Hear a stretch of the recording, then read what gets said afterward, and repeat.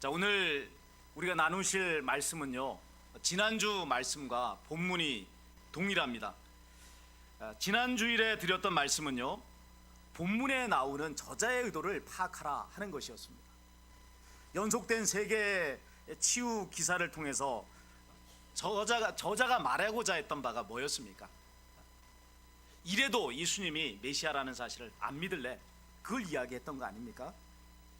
자, 천형이라고 말하는 나병을 고치신 예수님, 원거리에 떨어져 있는 백부장의 하인의 중풍병을 고쳐주신 예수님, 열병을 앓고 누운 베드로의 장모를 고쳐주신 예수님, 이런 치유의 역사는요, 예수님의 구원 사역에 근거한 것입니다.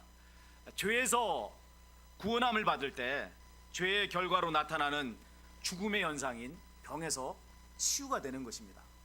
오늘날도 예수 그리스도의 이름으로 치유가 역사가 일어난다는 것은 그분이 우리를 구원하러 오신 메시아라고 하는 사실 때문에 그런 것입니다. 자, 이제 이 시간에는 같은 본문을 가지고 다른 각도로 접근을 해보려고 합니다. 세계 치유 역사가 세상에 있는 이 프레임을 깨트린 사건이다 하는 것입니다. 각각의 치유 기사에 등장하는 인물들을 보면은 이 등장하는 인물들이 다 그 시대에 유대 사회에 소외됐던 자들이다 하는 사실을 확인할 수가 있습니다. 나병 환자는 어떤 사람입니까? 건강한 사람들이 모여 사는 공동체에서부터 격리된 자 아닙니까? 또 백부장의 하인은 어떤 사람입니까? 유대인의 입장에서 볼 때는 이 백부장은 이방인이란 말이죠. 구원과는 상관없는 사람들이었어요. 그 시대에 이 유대인들은 이방인들에 대해서 어떤 생각을 가졌느냐면, 하나님께서 이방인들을 만드신 이유는 그들을 지옥의 불쏘시개로 쓰시기 위해서 만든 거다, 이렇게 생각을 했습니다. 그러니까 여기 백부장의 하인은 구원받을 수 없는 사람이었다는 거예요. 구원으로부터 격리된 사람. 또 세 번째 등장하는 이 베드로의 장모는 남성 중심의 유대 사회에서 또 격리된 그런 사람입니다. 여성 아닙니까? 아무리 지체 높은 여성이라 할지라도 그 시대에는 여성이요, 남성과 동등한 그런 대우를 받지 못했습니다. 법정에서 여인들의 증언은요, 100명이 와서 증언을 해도 그것을 증언으로 채택하지 않았습니다. 여인들의 증언은 받아들일 수 없다는 거죠. 자, 이렇게 본문에 등장하는 세 인물들은 당시 유대 사회가에 존재하고 있었던 차별의 벽, 이것을 적나라하게 보여주는 것입니다. 그런데 어떻습니까? 놀랍게도 예수님께서는 이렇게 차별받았던 사람들, 그 시대에 이 신분이나 또는 성별에 의해서 분리되었던 이 사람들을 상관하지 않고 치유해 주셨단 말이에요. 놀라운 구원의 은혜를 베풀어 주신 것을 보게 된단 말이죠. 어찌 이런 일을 하신 것입니까? 그것은 바로 예수님은 세상에 존재하는 무수한 차벽의 이 프레임을 깨트리시고 천국을 가져다 주시는 분이시기 때문에 그런 것입니다. 세상에는요, 너무나도 많은 차별의 벽들이 존재하고 있습니다. 우리는 이 차별의 벽들을 고착화시키는 세상의 프레임 속에서 살아가고 있단 말이죠. 프레임이라고 하는 게 틀, 구조를 말하지 않습니까? 이 구조 속에 들어가게 있으면, 이 틀 속에 갇혀버리게 되면 이 구조가 가져다주는 범위 내에서의 밖에는 생각을 할 수가 없는 거예요. 10여 년 전에 제가 네팔에 갔던 적이 있습니다. 당시 네팔은요, 왕정이었어요. 그리고 힌두교가 국교인 나라였습니다. 힌두교에는 카스트라고 하는 신분 제도가 있는 거죠. 그래서 철저하게 사람들을 구별을 합니다. 제1계급이 브라만이에요. 이 사람들은 제사장 역할을 하는 사람들. 제2계급은 크샤트리라고 말하는 계급인데, 이 사람들은 왕이라든지 또는 귀족들입니다. 정치와 군사의 일을 맡아서 일을 하고 있는 그런 사람들이. 세 번째 계급이 바이샤입니다. 농사를 짓거나 상업에 종사하는 일반 서민들, 이 바이샤가 제일 많아요. 그 다음에 수드라가 있어요. 네 번째 계급. 이 수드라는 노예들을 말합니다. 이 또 카스트 제도의 바깥에 네 개의 계급에 들지 않는 또 제5의 계급도 있어요. 달리트라고 하는 이 계급인데, 이 사람들은 불가촉 천민이라고 말해서 이 사람들이 지나가기만 해도 부정을 입는다고 생각하는 거예요. 그래서 이 힌두교 사회에서는 달리트가 되면 이거는 인간으로서 존재 자체가 부정되는 사람들이에요. 공동의 우물에 와서 물을 마실 수도 없어요. 사람들이 모여있는 곳에 이 달리트들은 가지도 못합니다. 사원에 들어오지도 못해요. 이 달리트들을 제일 핍박하는 계급이 누구냐면 노예 계급인 사람들, 수드라예요. 그래서 달리트가 사원에서 잡히게 되었을 때 이 달리트의 귀에다가 뜨거운 물을 가져다 부어버리는 걸 봅니다. 다시는 여기서 들어오지 못하고 다시는 경전 읽는 소리도 듣지 못하게 해야 된다. 사람으로서 인정을 받지 못하는 거죠. 제가 네팔에서 받은 첫 인상은요, 걸어다니는 유령들이 사는 곳이다 하는 것이었습니다. 기쁨이라고 하는 것은 하나도 찾아볼 수가 없었어요. 죽지 못해서 살아가는 사람들로 가득 찬 곳이 네팔이었어요. 소도신이고 개도신인데 오직 사람만이 신이 아니었습니다. 아이가 배가 고파서 빵을 가지고 이 빵을 먹으려고 할 때 소 한 마리가 와서는 아이가 먹으려고 하는 빵을 덥석 그냥 먹어버렸어요. 그러니까 이 아이가 그냥 멍하니 가만히 있는 거예요. 옆에 있는 사람도 소가 먹고 있는 그것을 전혀 말리려고 하지 않는 것을 보았습니다. 도로에는 소가 지나가면 자동차가 크락션을 눌려서도 안 됩니다. 또 사람들은 각 계급에 정해진 직업들이 있습니다. 정해진 직업을 따라서 다른 직업을 선택할 수가 없는 거예요. 계급에 순응해서 산 사람은요, 다음 생에 태어날 때에 한 단계 높은 계급으로 태어난다는 거예요. 만일에 이 계급에 순응하여 살지 않고 잘못을 자꾸 저지르면 죽고 난 다음에 어떻게 될까요? 계급이 한 단계 떨어지거나 아예 미물로 태어난다는 거죠. 도대체 이런 카스트 제도를 누가 만들었을까요? 누가 만든 거죠? 말할 필요가 없습니다. 제1계급인 브라만, 이 사람들이 만든 거란 말이에요. 그렇게 함으로써 자신들의 기득권을 유지할 수 있기 때문에 그런 일을 한 것이죠.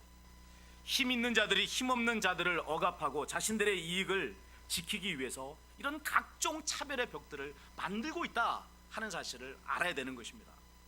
과거 조선시대에 있었던 산업공상의 신분제도 역시 마찬가지 아닙니까? 누가 그걸 만들었어요?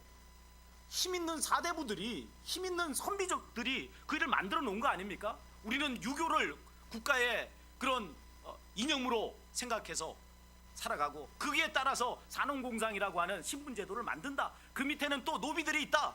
이걸 철저하게 지켜야 된다. 그래서 이 조선시대에 신분제도를 어기는 그런 반란이 일어나게 되면요, 무자비하게 억압을 했습니다. 왜냐? 조선시대, 조선이라고 하는 이 국가를 지탱하는 근간이 신분제도에 있는 거기 때문에 그래요. 오늘날 우리의 시각으로 보면은 정말 말이 안 되는 일을 자행한 것이죠. 그러면 오늘날은 어떻습니까? 오늘날은 달라졌을까요?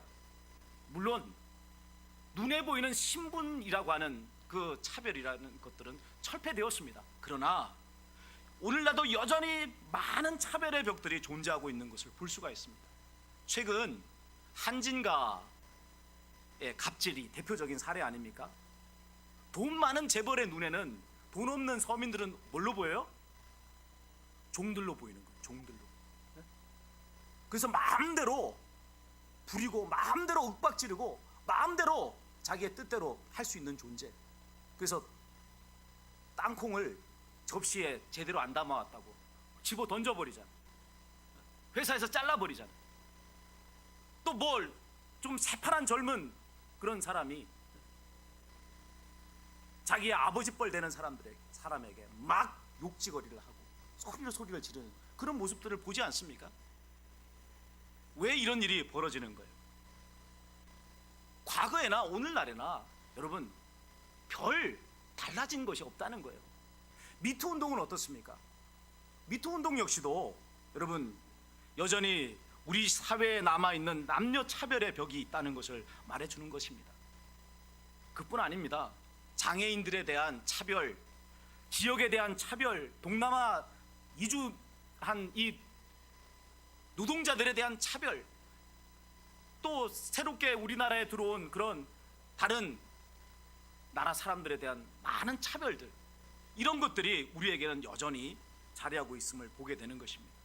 자, 이런 차별들을 부추기고 고착화하는 배후에 대해서 우리는 바르게 알아야 돼요.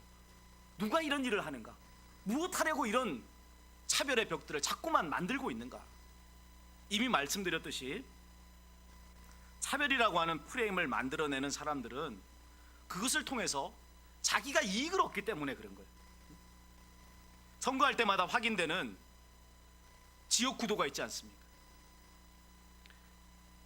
영남 출신 대통령 후보는 누가 찍어줘요? 영남 출신들이 다 찍어줘요. 또 호남 출신 대통령 후보가 나오면 누가 찍어줘요? 호남 사람들이 다 찍어줘요. 그러다 보니까 여태 대통령들을 보면은 호남 출신 대통령은요 딱 한 사람 있습니다. 김대중 대통령 딱 한 사람이에요. 반면에 영남 출신 대통령들은 압도적입니다. 거의 대부분이 영남 출신들이에요. 왜 이런 일이 벌어질까요? 먼저는 영남 출신 정치인들이 이런 프레임을 짜는 것입니다. 뭐라고 말해요? 우리가 남이가 이러잖아요. 우리가 남이가 이만 한마디를 던져버리면 사람들이 지역구도로 개편이 돼버린 거예요. 그 사람이 대통령 후보로 나온 사람의 됨됨이나 대선 공약이나 이런 것들을 보지 않고 아, 저 사람 우리 고향 사람이니까 찍어줘야 돼, 이런 프레임이 만들어져 버린단 말이에요. 그리고 그 사람을 뽑아주면 그 지역에 혜택이 가는 것입니다. 영남 출신 정치인들이 이런 지역구도의 프레임을 조장하고 또 성공한 이유가 있습니다. 왜냐? 영남 인구가요 호남 인구보다 많기 때문에 그래요. 그러니까 정책이라든지 인물로 승부 걸기 어려우면 영남 정치인은 어떤 말을 꺼내겠어요? 우리가 남이가 이런 거예요. 그러면 단숨에 상황이 바뀌어버리는 것입니다. 호남 지역은 또 어떻습니까? 호남 지역은 또 그 호남 지역에 기반을 두고 있는 특정 정당이 몰표를 받잖아요. 무슨 정책이고 무슨 뭐 인물이고 그거 필요 없어요.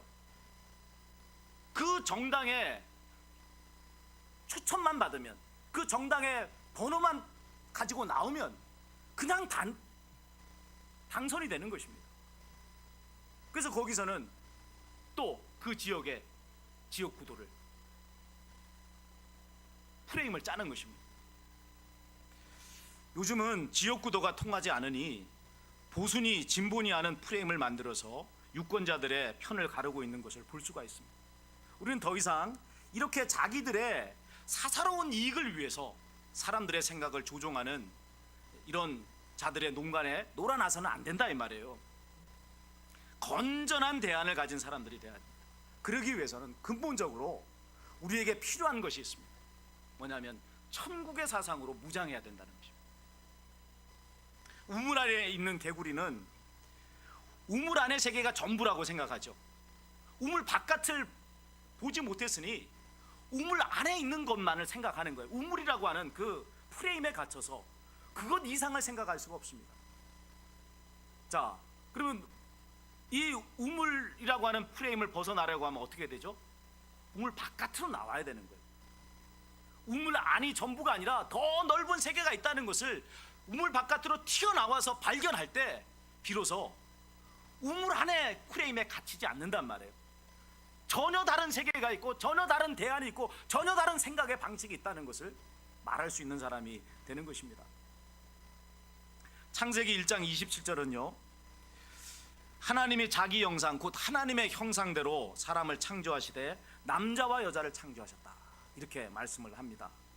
이 말씀이 가르쳐 주는 진리는 뭐냐면 사람 위에 사람 없고 사람 아래 사람이 없다는 거예요. 모두가 다 존귀한 하나님의 형상대로 지어진 존재라는 것입니다. 가장 근본적인 차별이 있는 남자나 여자 다 동등한 인격체라는 거죠. 창세기가 쓰여졌던 당시 세계는 왕이 백성을 다스렸던 그런 시대였습니다. 이 시대를 지배했던 이데올로기는 뭐냐면 왕은 신적인 존재고 백성은 왕의 노예라는 거예요. 자, 이런 차별의 벽이 이미 고쳐가 된 시대가 창세기가 쓰여졌던 그 시대였습니다. 그런 시대에 하나님께서 선포하신 진리는 뭐였습니까? 세상이 고안해낸 이 차별의 프레임이라고 하는 것은 다 거짓된 것이라는 것. 힘 있는 자들이 힘 없는 자들을 억압하기 위해 만든 수단이고 배후에는 사단이 일하고 있다 하는 것을 말씀하신 것이죠. 차별의 프레임에 갇히게 되면 서로를 사랑하고 섬기지 못하게 됩니다. 자기의 이익을 유지하기 위해서는 철저히 다른 사람을 짓밟아야 되는 그런 생각을 가지게 되는 것입니다. 자, 이 세상에 오신 예수님은 배후에 사단이 조장하고 사람들이 만들어 놓은 이 수많은 차별의 벽들을 깨트리셨습니다. 그것들은 근본적으로 인간의 죄성에서 비롯한 것들이란 말이에요. 그래서 이 사람을, 옛사람을, 죄로 지배받는 옛사람을 십자가에 못 박게 하고 이제는 새 사람이 되게 하심으로써 이 차별의 벽들이 무너지는 역사가 일어나게 하신 것 아닙니까?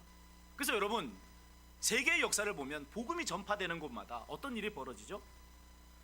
노예제도가 무너져요. 신분제도가 무너져요. 온갖 사람을 억압하고 차별했던 많은 그런 벽들이 무너지는 것을 볼 수가 있습니다. 왜 이런 일이 벌어지는 거죠?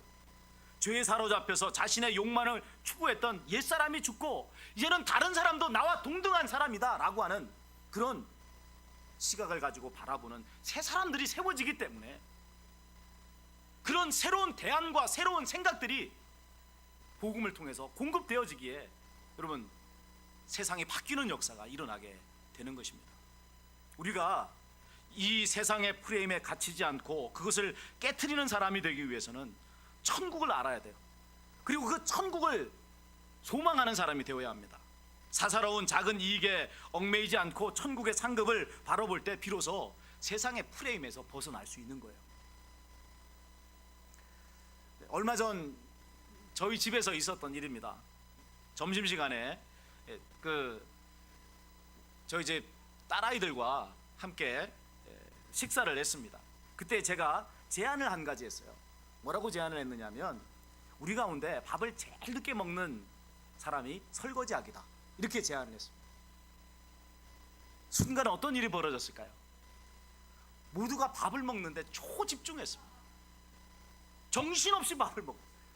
이 밥을 먹을 때 우리 막내가 국을 떠먹다가 국이 탁 튀어가지고 이 팔에 떨어졌어요. 그러니까 아 뜨거워 그랬잖아요. 그런데 아 뜨거 하면 쳐다봐야 될 거 아니에요. 근데 아무도 쳐다보지 않고 밥 먹는 일에만 열심을 내었습니다. 아, 이래서는 안 되겠다 하는 생각이 딱 들었어요. 그래서 제가 다시 제안을 번복했습니다. 뭐라고 이야기했느냐, 늦게 먹는 사람이 설거지하는 거 취소다. 아빠가 설거지할게. 어떻게 됐을까요? 그 말이 떨어지자마자, 프레임이 바뀌자마자 막내를 향해서 안 뜨거우니 관심을 보였어요. 그리고 서로가 쳐다보면서 웃으면서 식사를 했습니다. 자, 여기 첨언할 것이 한 가지 있는데요. 목사님 댁은 사모님이 설거지 안 하시고 늘 이렇게 목사님이나 목사님 자녀들이 설거지를 하나 보다, 이렇게 생각해서는 안 된다는 거예요. 거의 매번 제 아내가 설거지 합니다. 이 설거지를 이렇게 우리가 나누어서 할 때는 하는 거는 거의 연중 행사예요. 그 연중 행사를 하니까 이런 것들이 예화가 되는 거 아니겠어요? 제가 이 사실을 밝히지 않으면요, 또 얼마 있지 않으면 어떤 이야기가 제 귀에 들어오느냐면, 아, 목사님 댁은 사모님은 설거지 안 한다더라, 늘 목사님이 하고 자녀들이 한다더라, 이런 이야기가 들려오는 거예요. 아니, 왜 그렇죠? 이게 여러분, 이 세상의 프레임이라는 거예요. 그렇게 듣고 싶은 거죠. 그렇게 생각을 하게끔 만드는 겁니다.